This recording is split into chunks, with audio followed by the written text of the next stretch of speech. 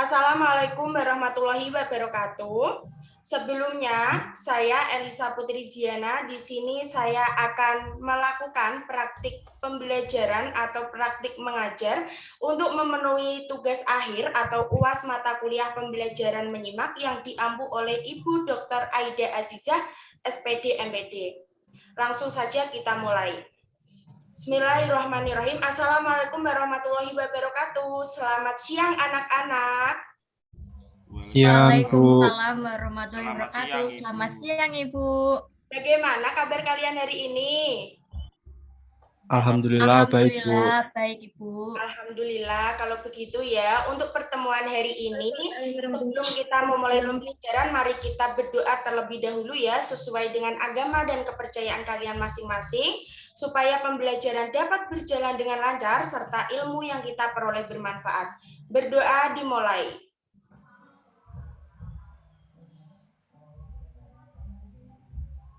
Amin, berdoa selesai. Baik anak-anak, sebelum kita memulai pembelajaran, mari ikuti Ibu untuk berjargon terlebih dahulu ya. Kepakan tangan kalian seperti ini.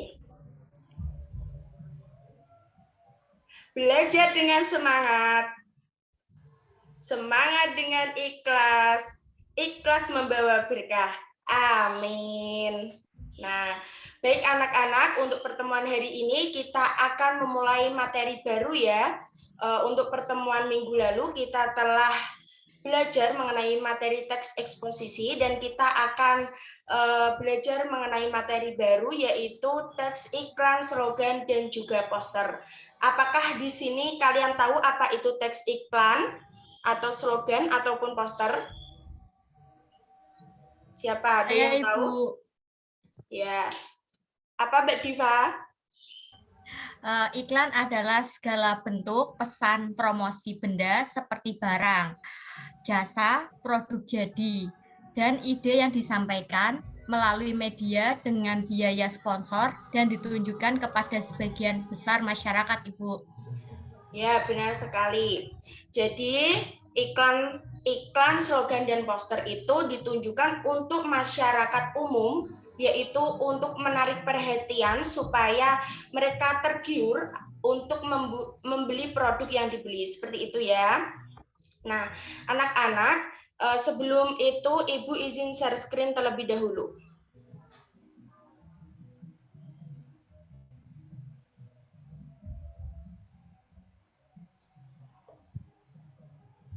Apakah sudah terlihat?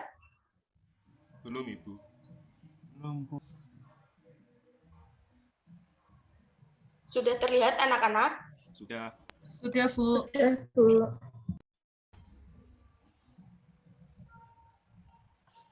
Nah, kompetensi dasar yang akan kita pelajari di sini yaitu kompetensi dasar 3.3, di mana mengidentifikasi informasi teks iklan, slogan, atau poster yang membuat bangga dan memotivasi dari berbagai sumber yang dibaca dan didengar. Dari kompetensi dasar tersebut, tujuan pembelajaran yang akan kita capai yaitu mengetahui pengertian teks iklan, slogan, dan juga poster. Yang kedua yaitu menjelaskan unsur-unsur teks iklan, slogan, dan juga poster. Kemudian yang ketiga, mengetahui cara menyusun teks iklan, slogan, dan juga poster. Dan yang terakhir yaitu memahami pola penyajian dan kebahasaan teks iklan, slogan, dan juga poster. Langsung saja. Sebelum itu ini ada kata-kata dari Ibu ya. Setelah ilmu dan untuk meraih ilmu, belajarlah untuk tenang dan juga sabar. Jadi kalian dalam menuntut ilmu itu tidak perlu gerusa-gerusu seperti itu ya. Langsung saja. Dari pengertian iklan itu sendiri, kalian ada yang iklan itu. Halo Mas Denny? Dengar suara Ibu enggak?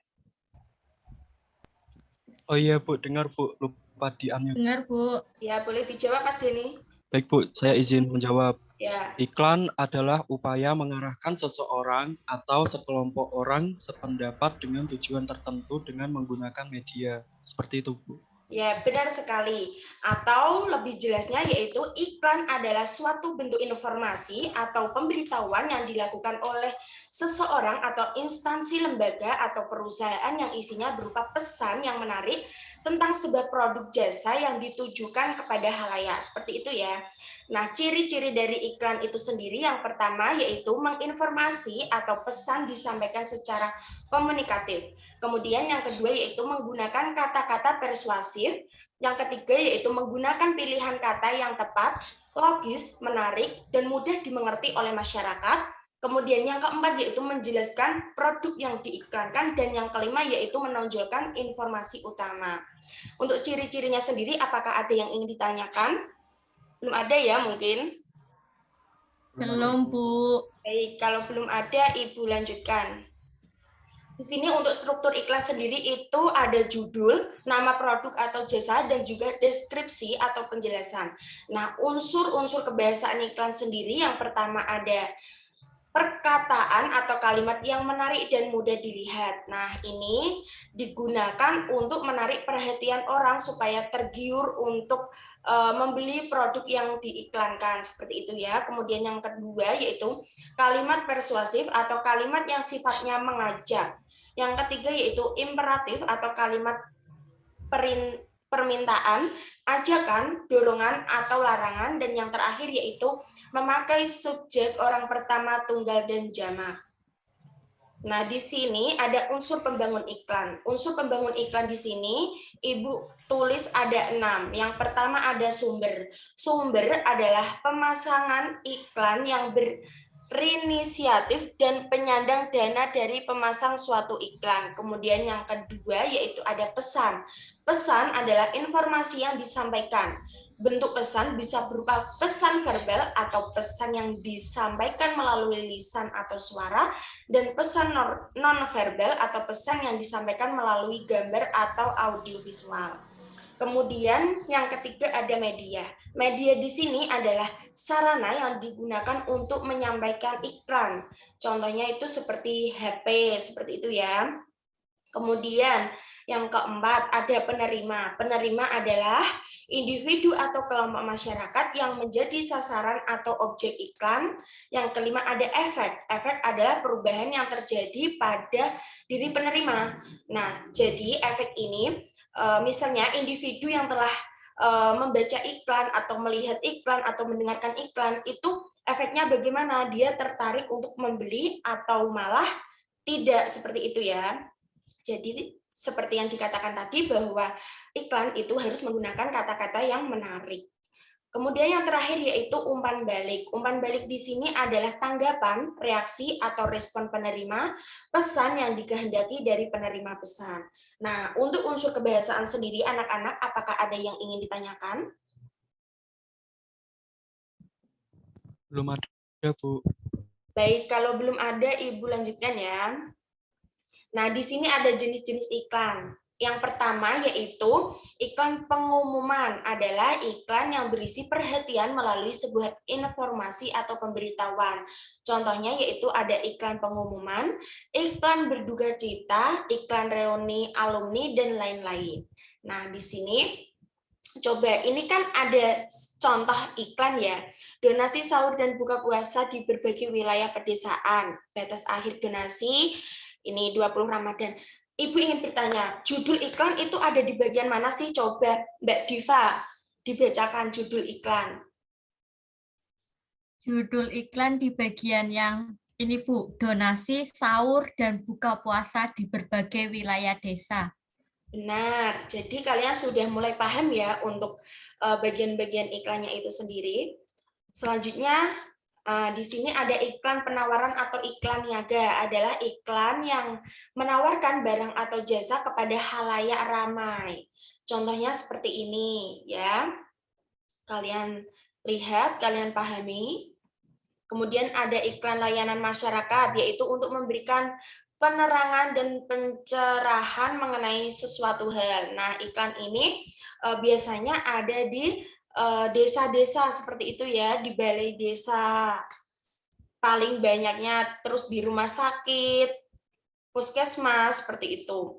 Lanjut, Untuk langkah-langkah menyusun teks iklan sendiri, itu yang pertama yaitu mendeskripsikan objek teks iklan, kemudian menentukan media dan bentuk permasalahan, mencatat isi pesan yang disampaikan, menentukan judul teks iklan, menyusun kerangka teks iklan, dan yang terakhir yaitu membaca dan meneliti teks iklan. Nah, ini kalian jangan lupa catat ya untuk langkah-langkah menyusun teks iklan dan contoh-contohnya tadi, supaya mempermudah kalian untuk mengingat dan belajar. Untuk iklan, udah paham semua ya anak-anak? Baik, kalau sudah paham semua, Ibu lanjut. Di sini ternyata masih ada contohnya lagi ya. Pola penyajian iklan itu ada macam-macam. Yang pertama yaitu ada iklan media cetak, yang kedua ada iklan kolom, dan ada iklan display. Di sini kalian bisa pahami sendiri gambarnya. Kemudian iklan elektronik, yaitu iklan film, iklan luar ruangan, iklan televisi dan radio. Ini tentunya kalian tidak asing. Kalian ini sudah pernah melihat semua ya, bahkan di setiap hari kalian melihat. Kemudian yang selanjutnya ada poster. Nah, apa sih poster itu? Ada yang tahu? Coba Mas Novian, tahu nggak apa itu poster? Selain yang Ibu sebutkan di PowerPoint ya? Pengertian poster sebuah plakat yang dipasang di tempat umum. Biasanya poster berupa gambar atau tulisan yang ditempelkan pada bidang berukuran besar, Ibu. Ya, benar sekali. Terima kasih, Mas Novian. Jadi, poster merupakan sebuah media publikasi yang memadukan antara tulisan, gambar, atau kombinasi keduanya dengan tujuan memberikan informasi kepada halayak. Nah, poster ini tidak jauh berbeda dengan iklan ya, anak-anak. Kemudian, untuk ciri-ciri poster sendiri ini, yang pertama yaitu berisi gambar dan tulisan dengan tema tertentu. Kemudian yang kedua yaitu menggunakan kalimat persuasif. Kemudian yang ketiga, tata letak gambar dan kalimat pada poster itu sesuai. Yang keempat, dipasang di tempat umum. Dan yang terakhir yaitu bahasa yang digunakan singkat, jelas, agar mudah dipahami. Kemudian ini adalah jenis-jenis poster. Nah, kalian bisa melihatnya di sini ya. Ini poster niaga, poster untuk menawarkan sebuah barang atau jasa. Nah, ini yang kedua ada poster kegiatan. Poster yang berisi suatu kegiatan. Kemudian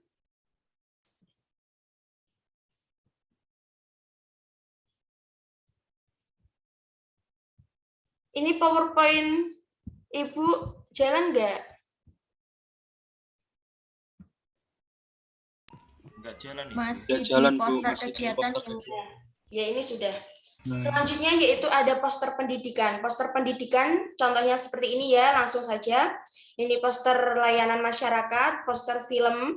Nah, ini unsur-unsur kebahasaan poster. Yang pertama yaitu persuasif, yang kedua yaitu mudah dipahami, dan yang ketiga yaitu imperatif. Nah, untuk langkah-langkah membuat poster sendiri, anak-anak, yang pertama yaitu membuat rancangan atau sketsa, yang kedua memberi judul yang menarik perhatian, kemudian yang ketiga yaitu memilih warna yang sesuai dengan tujuan poster, yang keempat yaitu memperhatikan tata letak dan format poster, yang terakhir yaitu menyesuaikan desain poster dengan isinya. Ini Ibu lanjutkan dulu ya, nanti pertanyaannya di akhir saja, seperti itu ya. Nah, yang terakhir di sini ada slogan. Slogan merupakan suatu kalimat yang singkat, menarik, dan mudah diingat oleh siapa saja yang membaca atau mendengarnya, tapi mengandung makna yang luas untuk menjelaskan tujuan, ideologi, golongan, atau partai politik. Ciri-ciri poster di sini yaitu biasanya berisi perkataan yang mudah diingat, menarik, dan juga jelas. Bisa berupa klausa, frasa, kalimat, ataupun moto. Bisa berupa semboyan sebuah organisasi atau masyarakat. Kemudian unsur kebahasaan slogan di sini yang pertama yaitu kalimatnya mudah dipahami, kalimat persuasif atau mengajak, kalimat pendek, menarik, dan mudah diingat. Ini contoh-contoh poster, kalian bisa lihat ya. Ada poster lingkungan, ada poster kebersihan, ada poster produk. Nah, langkah-langkah membuat Oh, mohon maaf, itu tadi slogan ya anak-anak. Terus untuk langkah-langkah membuat slogan di sini yaitu tentukan tema dan objek. Yang kedua yaitu buat ungkapan yang kreatif dan menarik. Yang ketiga membuat ungkapan yang persuasif, sederhana dan sesingkat mungkin. Yang terakhir yaitu cara menyimpulkan isi iklan, poster dan slogan. Nah, dari ketiganya tadi tentunya kalian sulit untuk membedakan ya karena tujuannya itu sama, kemudian banyak persamaannya. Jadi untuk membedakannya yaitu yang pertama iklan itu bentuknya bisa tulisan, cetak, audio atau video, selalu menunjukkan yang dipromosikan. Kemudian yang terakhir sebisa mungkin merayu atau mengajak apa yang dipromosikan. Untuk poster dipasang di tempat umum, bentuknya berukuran besar, ditampilkan dengan gambar dan tulisan yang menarik. Kemudian untuk slogan, bentuknya berupa kalimat yang singkat dan menarik, ditampilkan di mana saja tanpa ada batasan media, dan yang terakhir bisa ditaruh di iklan atau poster sebagai pelengkap. Sampai sini apakah ada yang ingin ditanyakan? Belum ada ya, Ibu lanjut saja. Belum ada, Ibu. Ya. Nah, sebelum itu Ibu akan menampilkan sebuah video iklan. Nanti kalian itu ya anak-anak, kalian nanti bisa menyimpulkan apa isi dari iklan yang Ibu tampilkan ini. Disimak baik-baik ya. Udah, mau rendang Padang? Oke, udah. Umi, apa rendangnya? Siap, udah. Baru, mie lemonilo rendang Padang. Minyak hijau dibuat dengan sari padang. Mie lemonilo rendang Padang. Nikmat yo. Nikmat yo. Lemonilo.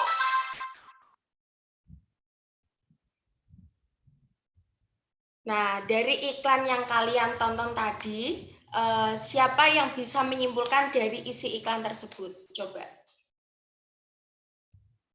Bu, saya suka mie yang itu yang variannya hijau, Ibu, BTW. Iya, terus siapa lagi? Ayo, coba Mas Denny. Menyimak enggak tadi Mas Denny itu? Menyimak, Bu. Iya, coba. Dengan baik saya. Jadi lemonilo adalah mie yang dibuat dari sari pati, bayam asli, dan proses pembuatannya dipanggang, bukan digoreng. Nah, harga nambah dikit, manfaat tambah banyak. Seperti itu.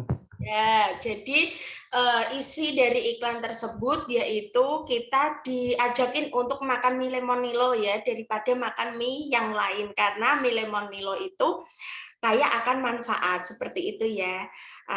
Untuk untuk penugasannya di sini, anak-anak kalian diminta untuk mendengarkan iklan atau membaca iklan, terserah iklan apa saja. Nanti hasil dari mendengar atau membaca tersebut kalian simpulkan. Seperti itu ya, kalian simpulkan, kalian kumpulkan pada pertemuan minggu depan. Untuk penugasannya sendiri, apakah ada yang ingin ditanyakan? Atau sudah paham semua? Mbak Viola, kok diam saja? Sudah paham, Bu. Baik, kalau sudah paham, mungkin Ibu cukupkan dulu ya pembelajaran hari ini sampai di sini. Jangan lupa rajin belajar dan tetap semangat. Jangan lupa mengerjakan tugas yang telah Ibu berikan. Nah, untuk evaluasinya sendiri, Ibu ucapkan terima kasih kepada kalian yang telah hadir pada pertemuan hari ini. Semoga ilmunya bermanfaat ya. Kalian lebih aktif lagi untuk pertemuan selanjutnya. Baik, apabila ada kesalahan mohon dimaafkan. Wassalamualaikum warahmatullahi wabarakatuh. Waalaikumsalam warahmatullahi wabarakatuh. Terima kasih, Ibu. Ya, sama-sama.